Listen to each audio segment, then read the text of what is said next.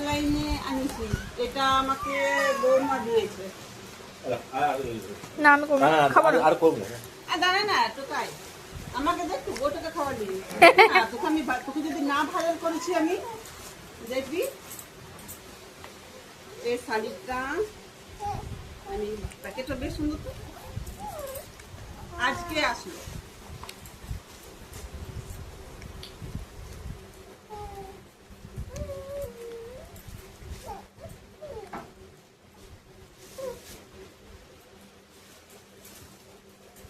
এই